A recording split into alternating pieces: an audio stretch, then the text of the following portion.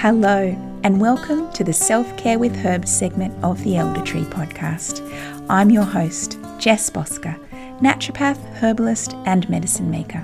Before we begin, I'd like to acknowledge the Banjalang people, the traditional custodians of the land on which I live, and pay my respects to elders past, present, and emerging. Now, come along and join me each month for beautiful conversations with guests from across the country, exploring ways we can weave plant medicine into our days to enrich our experience of self-care, sharing routines, rituals and recipes for elevating mind, body and spirit. During this episode, I chat with Nena Aleschewski, a naturopath and board certified lactation consultant practicing at Goulds Apothecary in Nipaluna, Hobart, Tasmania. She's an avid foodie who loves spending time in the kitchen, cooking up delicious, healthy meals for her family, while also teaching her daughters how food can be medicine. Nena grew up with natural medicine. As a child, her mum would use homeopathic remedies to support the family's health. She has a strong early memory of family friends growing Echinacea in their garden. Her family grew food, and Nena remembers food herbs like garlic being used regularly. After experiencing ill health in a foreign country and feeling particularly helpless, Nena had a strong desire to be able to help herself and support her own health, which inspired her to study a Bachelor of Naturopathy at Southern Cross University. She credits some wonderful herbal elders she encountered during her studies for encouraging her passion for herbal medicine. Following university, Nena was lucky enough to gain an internship at Goulds, which included growing and manufacturing herbal medicines, and cemented her passion for using plant medicines. Nena shares one of the biggest barriers to regularly prioritising herself is the need to hold everything and the guilt of letting something go in order to be able to carve out time for herself. Which ball will she let fall? It's a feeling many of us would be familiar with. We chat about the vicious cycle of hearing the screams from our bodies and minds for the need for self-care, but the lack of motivation that sometimes accompanies this time. Nena speaks about her garden and how spending even a couple of moments here connecting with the plants can help to lift vitality. And finally, Nena offers some really clever and practical tips for helping us to weave herbs into our days using a food as medicine approach. Hello and welcome to the Self-Care with Herbs segment of the Elder Tree podcast, Nena. Hi, Jess. I'm really excited to have you today. We've known each other for a little while, since your days up in the Northern Rivers, and you're now based in Tasmania, and I'm really interested to chat with you about what's happened in the interim, how self-care makes its way into your days these days. I'm really excited. Great. Yeah, me too. Yeah. So, Nena, when I begin an interview in this segment, I really like to find out from people how your relationship with plant medicine began. Where was it that first spark originated for you? Oh, well, I guess to be fair, I guess my plant medicine journey probably began as a child, and my growing up with having homeopathy and naturopathy in the house. But then when I went to uni to study naturopathy, I had some wonderful herbal elder teachers who just had the spark for herbal medicine, which instilled it in me. When I went through uni, After uni, I came to Hobart and did an internship with a large component of herbal medicine growing and manufacturing, and the appreciation for plant medicine grew from there. So, yeah. So then Beautiful. I just have that connection with the plants from the ground up. Tell us a little bit about how your childhood and how homeopathy and naturopathy made their way into your life at that time of your life. I guess that was the influence from my mum and her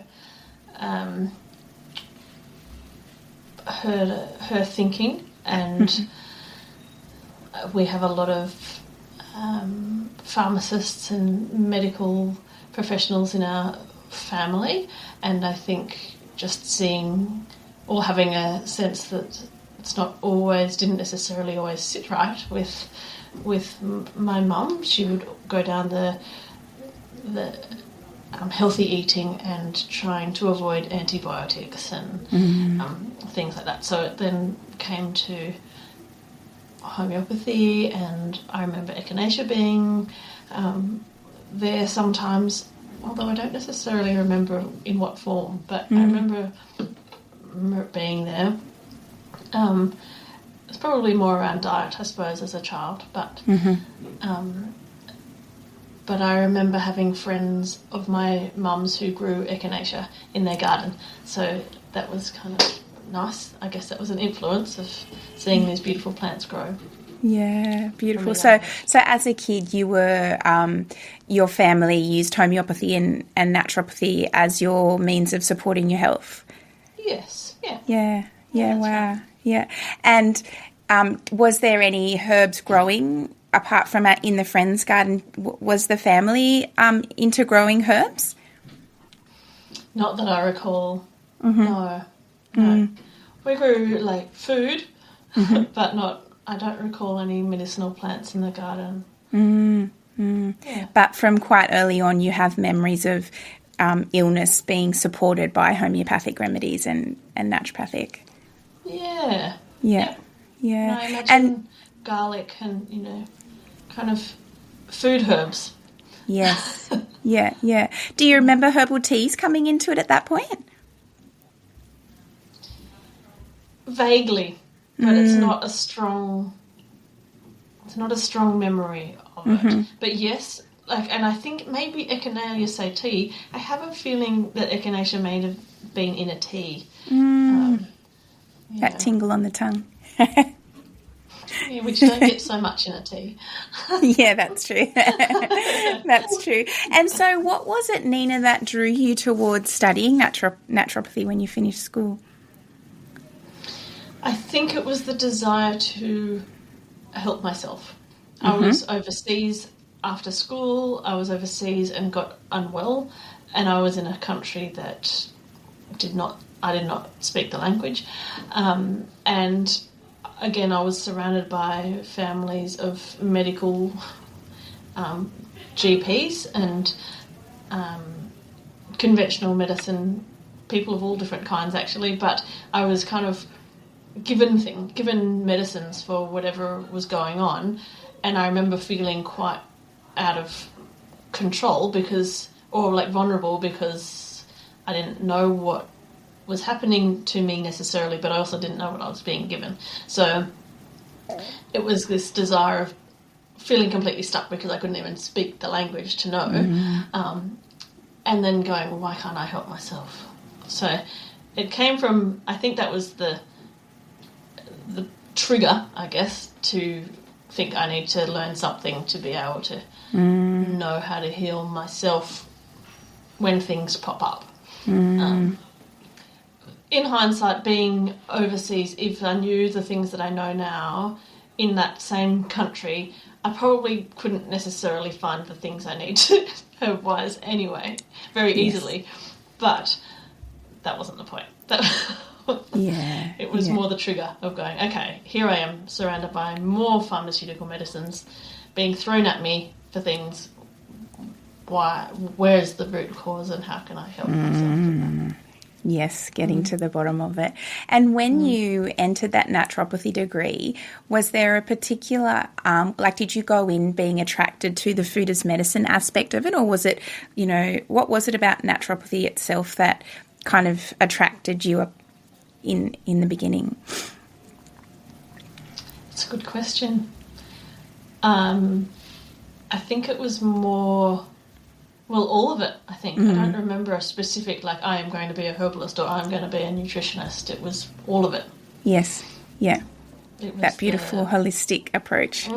Yes, yeah. And following on from your degree up in the Northern Rivers, you were lucky enough to go and do that beautiful internship with Goulds. Can you tell us a little bit about how that eventuated?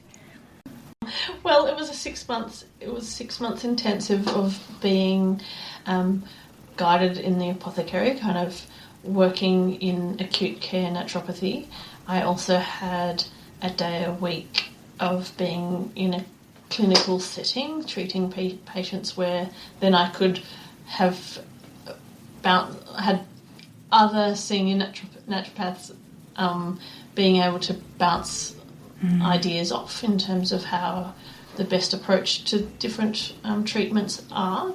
But the acute care setting was quite a large component given the apothecary itself, which I don't recall getting tons of learning for necessarily during the degree. But also a large component of it was working. Goulds has a herb farm alongside. They own a herb farm and grow quite a large proportion of their herbs and make a lot of their extracts for their apothecary and private patients. And so I had a very thorough medicinal plant growing time and learning how to make tinctures in a more in-depth way.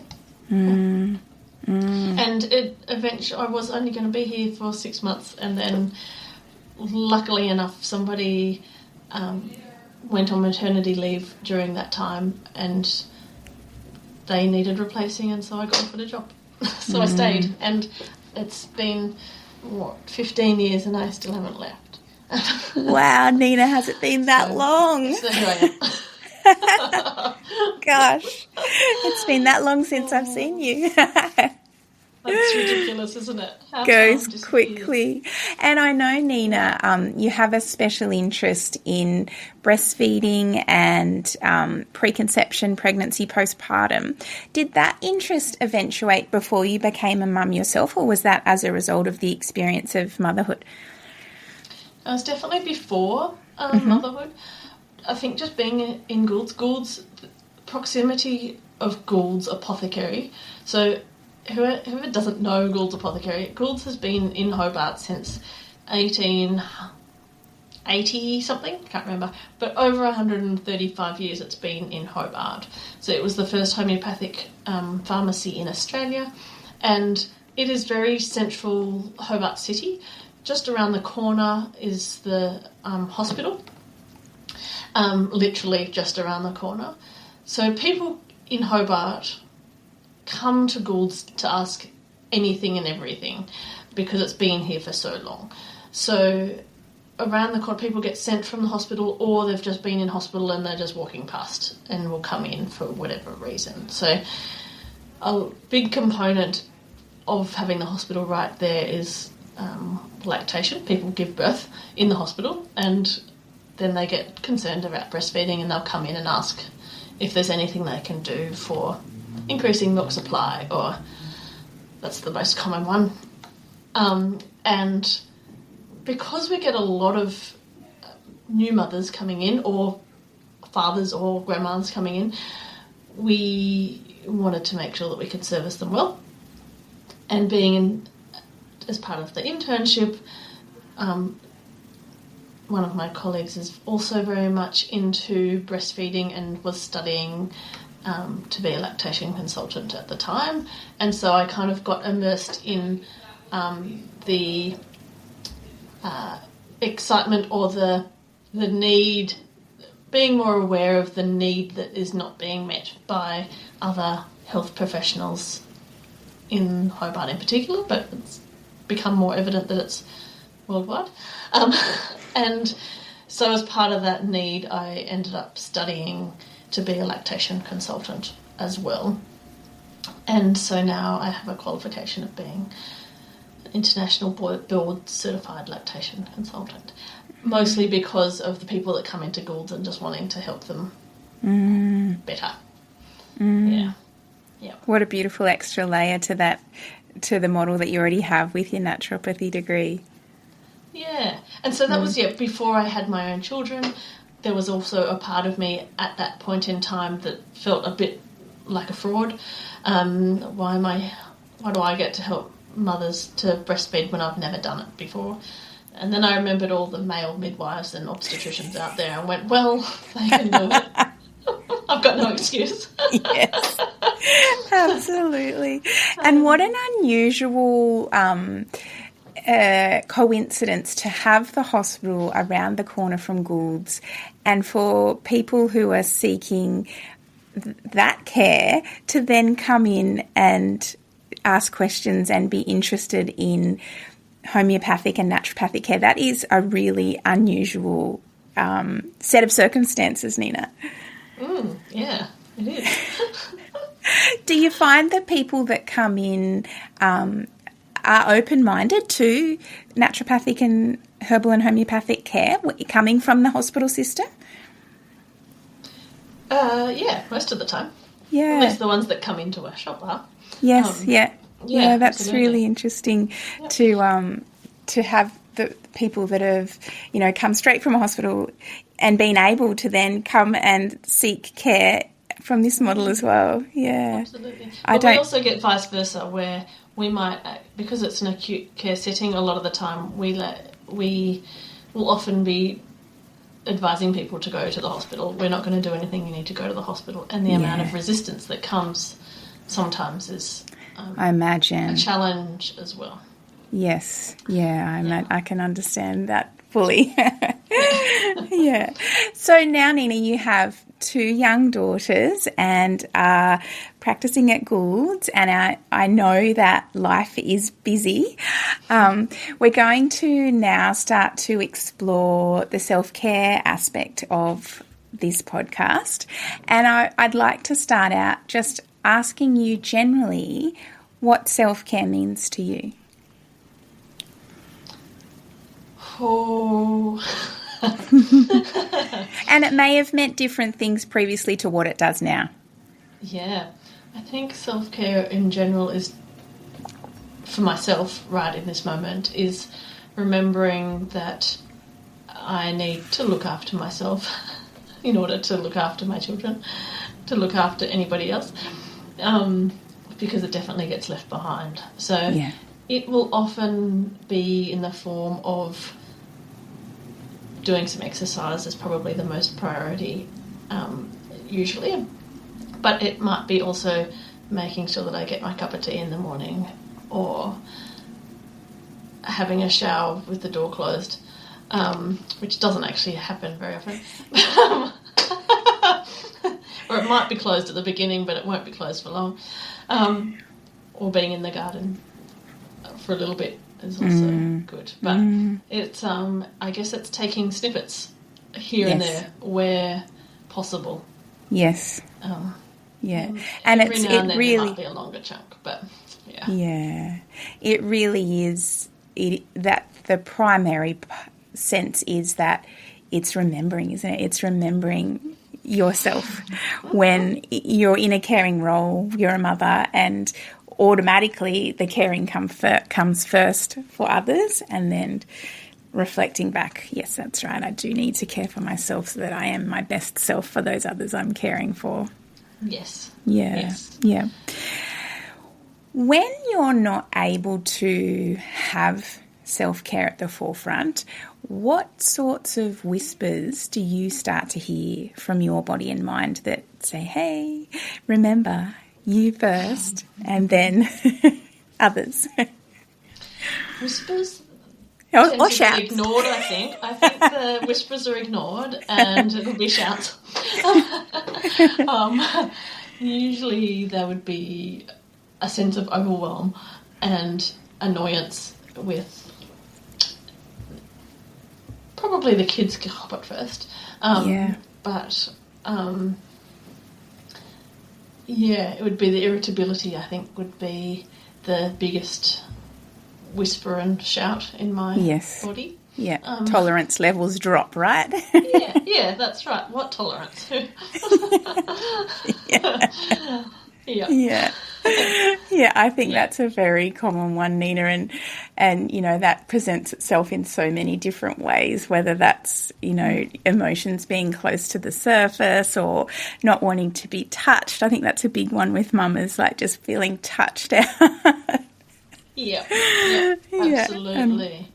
and when tolerance levels are low, that's a very common one, I think. Yeah, low tolerance. And then alongside the low tolerance and the touched out feeling is a low mood, and the guilt that comes along with that. Yeah. As well. It can be a vicious cycle, can't it? It's a really vicious cycle. Yeah. What are you finding, Nina? I know time is a really big one for many of us, but what are some of the other barriers that you find get in the way of you having a regular self-care routine?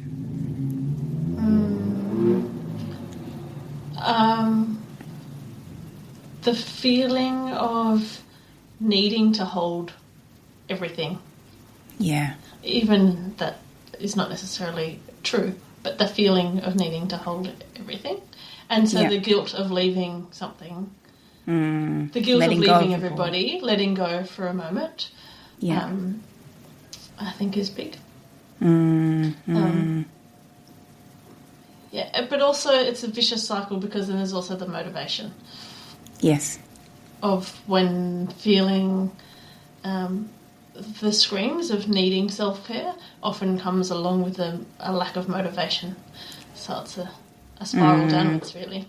It's tricky to dig out. We often let ourselves get to that point where we're feeling so depleted and vitality is so low that before we listen to the screams, that then it's so we need a real kick up the bum to go, hey, come on, what were those things that helped you feel good previously? Yeah, exactly. What did I do before children? Yes. I don't even know. Yes. And what are some of the barriers that you've found with clients, Nina, for anyone really, investing in themselves and remembering that it's important to do that daily? The barriers? When you're chatting with, you know, whether it's a young family who've just had a new bubba into the family and so forth, I know that's often a time when self-care just really slides. It's support, I think. Yeah. So there is also the time, but it's the support. You need quite a lot of support to parent full stop, but to be able to have the moment to yourself, to be able to have some self-care, you need support, whether that be from the other parent or family or friends, or you need to be held to be able to take the time. Yes, I've found that to be a really common theme coming out with my conversations in this platform as well, not only with brand new mums, but with anybody really who doesn't have a really tight support network. As you said, it's really difficult. It makes the time component even more pressing because if you haven't got somebody there to come and, as you said, hold that ball while you go off and do this one, then it's really difficult. Yeah. Support and time are both really common ones. So, Nina, whether, you know, looking back to before kids or to the current time now when, you know, time is a lot more precious, what are some things that have held you? What sort of routines and rituals do you find bring you little glimmers of joy and sparks of vitality throughout your days, weeks, months in terms of self-care with herbs? Connection with other people, I think, is important. Yes. And cups of tea will always come into that. So, so there can be lots of herbs in there. Yes. But I think that feeling connected with friends, family, or whoever it might be, that sense of connection is important. in my self-care. It's different. My self-care rituals can be different over time. Sometimes all I need is to move, and one of my passions, which I don't get time to do anymore, is acro yoga, which is kind of like circusy yoga, which is fun.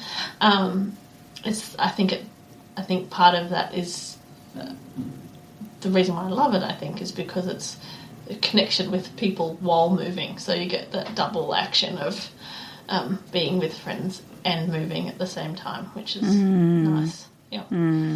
Which I don't find the same with going for a run or going to the gym, even if it's with other people. It's a different kind of connection. It's being held, literally, which I think is nice. Yeah. Yes, yeah. And I know too that I know that you love that time in nature while moving your body as well. Yeah, absolutely. That's really nice. But and saying that, being in the garden is also gives me some vitality, even if it's just a moment in the garden. It's satisfying to see things grow and to be able to make tea or feed your family. It's nice to have that connection. I've been in a house for the last few years that hasn't had a garden, so I've just moved into a new house which has space and I can grow things again, so I'm just revisiting that joy of growing things. Beautiful. What have you got coming up at the moment?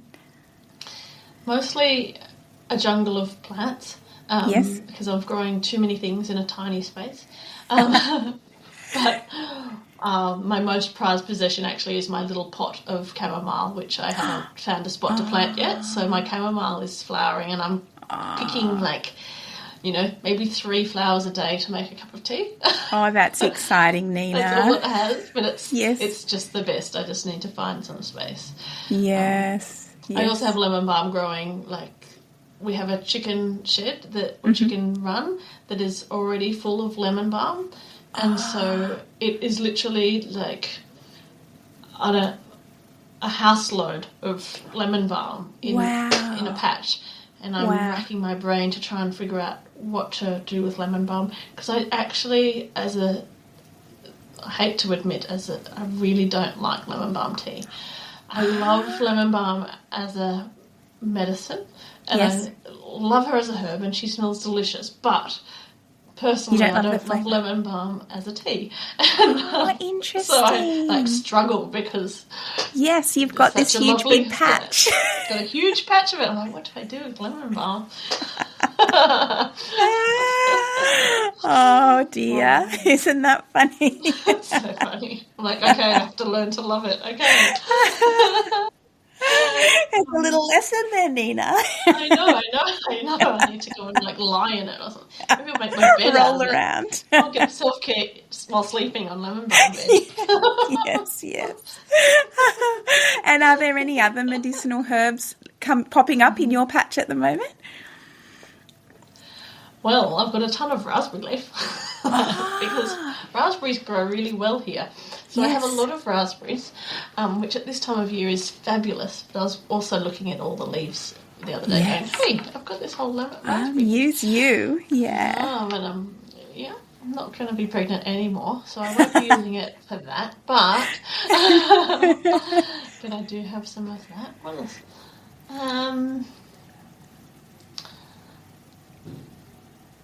There's a little bit of calendula growing quite nicely.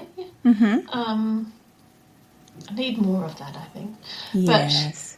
But no others at the moment. Yep. But this is a new patch of land for me, so there's time. Yes, and we know that lemon balm thrives. Lemon balm certainly thrives. You just need to develop a love for it. Exactly. In terms of your work with clients, Nena, are there any little gems or pearls in terms of helping them to prioritise self-care at whatever age or stage they're at? Are there things that you kind of pull out of your toolbox that you go, this is something that I've found as useful, or something that you recommend to clients in terms of self-care? Right now I give them all bunches of lemon balm. And inhaling that is just going to be perfect.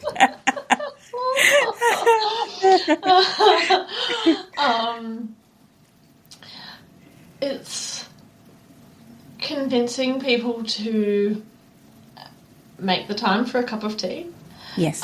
Sometimes it might be making a pot of tea of herbal tea in the morning, which usually I would make a blend depending on what they are presenting with. It might have some adaptogens and some anxiolytics and verveins kind of picture in it. And so it might be making a whole pot of that in the morning and drinking it cold if need be throughout the day. So you don't necessarily need to sit down to drink a whole pot of tea at once. But then you know that you've drunk at least a litre of water and tea in the day. Yes.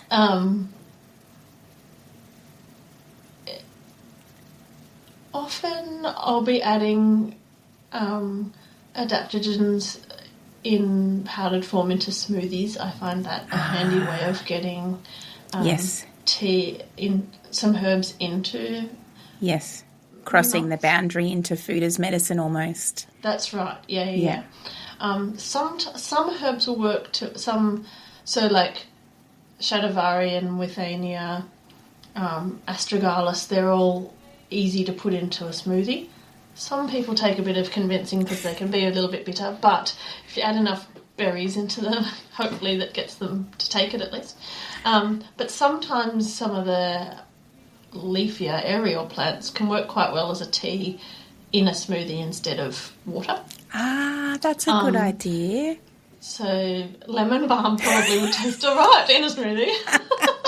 Be masked by all those raspberries, Nina. That's right.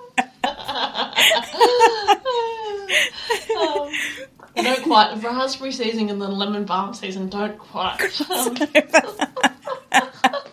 have to dry the lemon balm. That's true. Nettle works quite nicely. And sometimes crossing, like in Tassie, I'll try and convince people to find the nettle patch that's wild and adding that into soups and wilting it to put into smoothies is a nice that's a great idea. Way of incorporating those.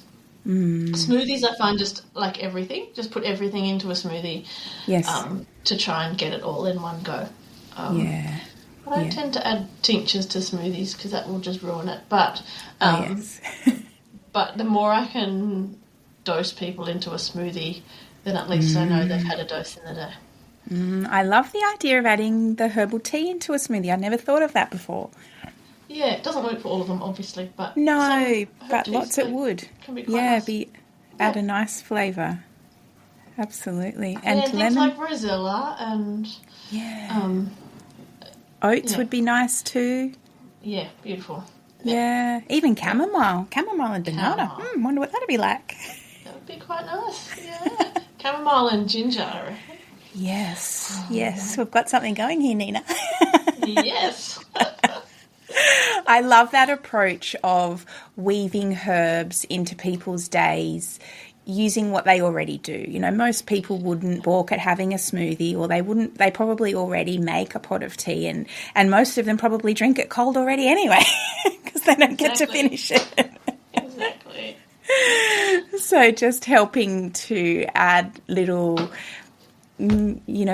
benefits through the herbs in that way, I think, is a really nice tool without adding extra stress to someone who, if you're trying to prioritise self-care, stress is probably already elevated. Yes. Yeah, and I think that's my biggest thing, is trying to make things easy and doable. So not trying to cut things out of their day or food out of their diet or anything like that. It's more about how to add a little bit in a way that is achievable. Yeah, yeah. And I know too you have a really big passion for food and preparing food, and you love getting your girls in the kitchen. You want to talk a little bit more about how that makes its way into your life and into your recommendations for clients? I guess I see a lot of parents, and sometimes I see children, and trying to incorporate, I guess I'm just trying to teach children how to stay healthy. And so the easiest way to do that is to get them into the garden to see things growing, so then they're more likely to try it. And I've found that if you let kids help in the kitchen, they're more likely to try and eat it as well. Yes. So the more inclusive you are with children, the more you let them have the power of what they eat, by teaching them what is good to eat, but also letting them choose the meal, for example, or teaching them how to set up how do you make a good meal, what are the components of a good meal, or a nutritiously wholesome meal. Yes. You're educating them as well as including them so they eat more and they can stay healthy too. Absolutely. Yeah. And we talked a little bit earlier before we started recording too about how, often people aren't aware of the benefits of culinary herbs. Yes, absolutely. Yeah. And a lot of culinary herbs, all culinary herbs have a medicinal benefit too. Yeah, that's right. And so just incorporating those. And I think also if you can grow herbs, culinary and medicinal herbs, it's important to it's an easy way to engage the senses, isn't it? With kids and with adults as well who aren't familiar with herbs, to go and pick a bunch and have a sniff of it, or watch it flower and bloom. And absolutely. Yeah. Nena, when you do implement self-care, and whether that's tuning into those shouts and getting out and moving your body, or having those beautiful cups of tea, or popping something in a smoothie, what benefits do you see in yourself, in your body, in your mind, in your spirit, when you are able to find those pockets, or find somebody to take that ball for you while you have some space? Well, I do notice that I can be a little bit more tolerant. My fuse might be a little bit longer rather than shorter. Yes. I might be able to concentrate on the things that I am doing a little bit better. Yeah. I guess I noticed that I might be a little bit more gentle on myself. Therefore, gentle on the people around me too. Yeah. Your cup feels a little bit fuller. Yeah, that's nice. And what about in clients? So, for example, if you've encouraged somebody to, regularly have that morning smoothie, or they've come back and they've started to have that pot of tea daily, what do they report in terms of, how that weaving that routine into their days? Is there any flow on from that? Yeah, people often will report feeling like their mood is stabilised, or they're just a little bit lighter in their being, and like they feel a little bit more in control or capable, able to function through the day. Yeah. I don't know about you, but I often find when clients have been able to take on those sorts of suggestions, that it opens the door for other things and reminding them of things that they've enjoyed doing previously, and they go, I've been able to implement having that smoothie every day. Here's something that I really enjoyed prior to this space that I find myself in now, whether that be motherhood or just a really busy time. I'm going to get back into that. And it's kind of like a domino effect, where that small little thing that you've recommended was enough for them to kind of find their way back to where they had been previously, in terms of, doing things that brought that spark daily. Yes, absolutely. Yeah. And what I actually really love is that spark, because my clients tend to be mothers more than more than other partners, is the flow-on effect of the entire family. Yes. That's what I quite like. Yes. Is that I'm never actually just treating one person. Yeah. The whole family. Yeah, the whole energy shifts. Yeah. If carers are feeling less triggered and more tolerant, then, kids are less likely to push buttons, and maybe they recommend to their partner, hey, I've been doing this. It's working for me. Why don't you try too? Yeah, well, sometimes it's not even a suggestion. It's more the partners see that they're feeling better or doing better or eating better. Yes. And they'll go, maybe I should try. The ripples flow. Yeah. And sometimes even beyond the immediate family too, like mama's talking to other mamas going, hey, I've been feeling a bit depleted and I've been having this in my smoothie and I'm feeling great. Yeah. Yeah, it's great, isn't it? Really good. Yeah. So, Nena, do you have a recipe or a ritual or something that you have done regularly or are doing regularly at the moment using plant medicine that you could share with us? I've got a couple, if you like. Yeah, you can share more than one. Go for it. One, because I work with parents or families with young children, often immune support is a big component. And so my adaptogenic immune thing that I love is actually astragalus and Siberian ginseng as a chai tea. Mixing the chai spices in.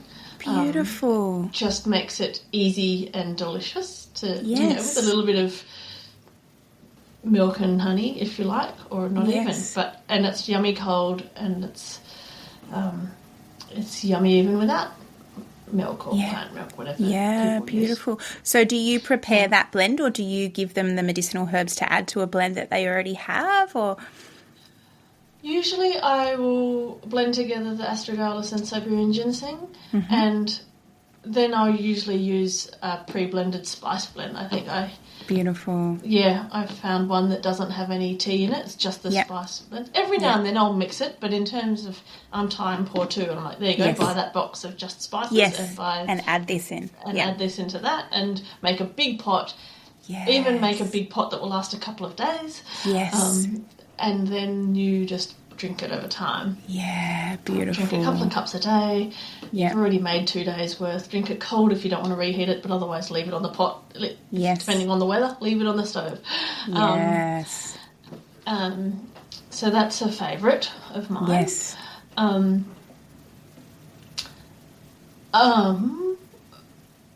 really love drinking mother water at the moment. It's not everybody's cup of tea. It's very bitter. Yes. But it's quite nice. Just plain mother water. Yeah, as a tea? As a tea. Beautiful. My other favourite is chamomile and ginger tea, where I'll make quite a strong chamomile. Again, it's quite bitter. There's a bitter theme going on. Chamomile. I think I need grinding. Chamomile with a bit of dry ginger. Beautiful. Is another favourite. Yeah, they're both lovely blends.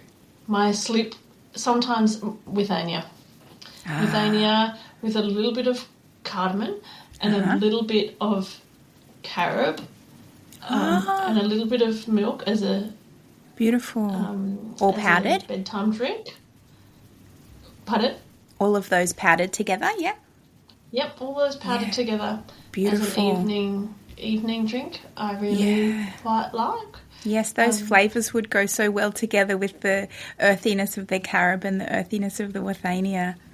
Yeah, and I find the carob, because carob's naturally sweet, I don't need to add honey, because sometimes I'll add honey, but I try not to have too much sugar, so then I'll add some carob into it as a sweetener, and the sweetener and the flavour of it helps the bitterness of the withania to make it a bit more palatable for some people. An adaptogenic carob. Exactly. And cardamom has got, in Ayurvedic medicine, cardamom has it induces a meditative state, apparently. beautiful. So I find that adding cardamom into a nighttime drink just helps to help with sleep. Oh, that's lovely. That's really nice. And what's drawing you to motherwort at the moment, Nena? Is it that mothering energy, or is there something else that's drawing you? Yeah, I think it's the mothering component and the bitterness I'm finding I'm enjoying at the moment. So I think I'm in a little bit of an overwhelmed state, and so I'm just trying to bring my energy back down. Yes. Out of my head, back down. Yes, grounding. Into my body. Beautiful. That sounds really nice. So we've chatted a little bit there about some of the herbs that are making their way into your days at the moment. And now we're going to get a little bit more specific and find out from you, what is your herb that you have the deepest connection with, and why is that at the moment or just in general? There are so many, it is really hard. I know. To choose. This is always a really hard question. You're not alone. How much time do we have to give you my connections? I'm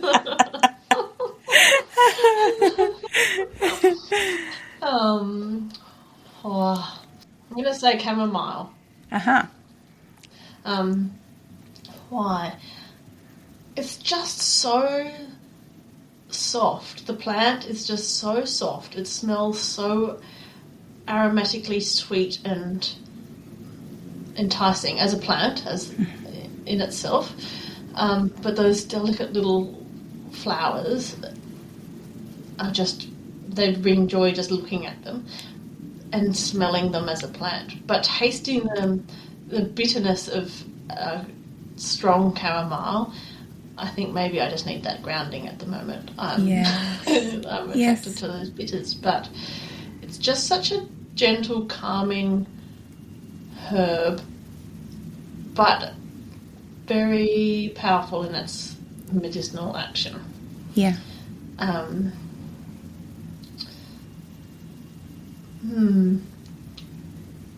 That's beautiful, Nena. I Nena. have such a strong connection with it at the moment. Yeah, But I love your description of its beautiful softness, but also its strength, which is kind of what we need when we're feeling a little bit overwhelmed, right? We need to have that softness so that we're not feeling that sense of being triggered, but also that strongness of, okay, I can get through this. I've got this. Yeah. I think that's a beautiful ally for you right now. Yeah, that's right. And I just find it such a it's such a powerful healing herb on so many levels with so many different people. Yeah. Do you want to expand on that a little bit for those who aren't really familiar with or worked with chamomile before?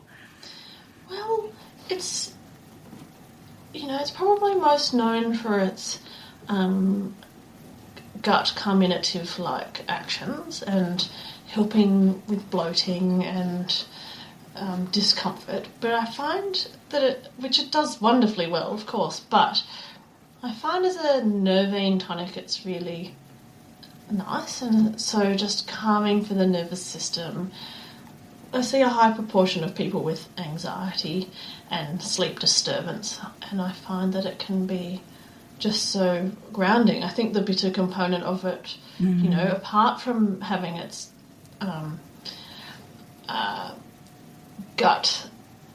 the gut healing properties of a bitter component, I think the bitter component can be really helpful in anxiety and bringing people out of their head and grounding back down. So I find that quite helpful. And it's lovely to give to children. Yes. You don't necessarily have to do a really strong chamomile, but you can have a weaker kind of brew, but it will still have a lovely action. It will still be helpful. And as you said, like those properties of being soft and gentle but strong really lend themselves to kids. Yes. That real gentleness and knowing that it's so beautiful and safe. Yeah. Yeah. And I think the floral aspect of it means that it can be quite tasty. A good quality chamomile can be quite tasty. I have, having spent a lot of time with plants, growing medicinal plants and having such fresh, high quality herbs, it's hard to say that for every chamomile that you might find anywhere, but the chamomile that I have access to is definitely worth it. Yes, and your little pot can make its way into the garden and hopefully thrive as much as lemon balm. I hope so. Maybe that'll mask its flavour for you, Nina. I'd love a chamomile bed where I can sleep on the chamomile. Oh, I would love it. Wouldn't that be a dream? Oh, yes.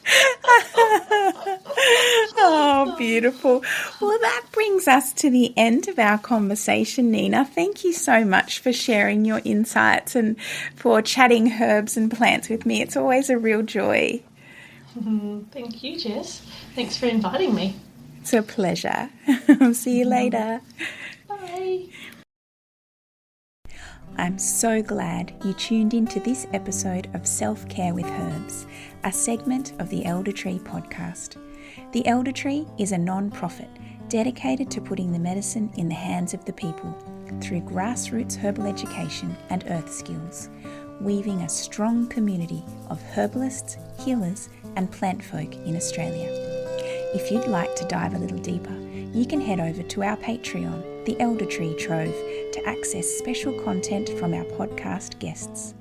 I hope you found something in this episode that has inspired you to begin to lean into those plant allies and to experience your practice of self-care blossoming and blooming. I look forward to sharing more ways you can weave plant medicine into your days next month.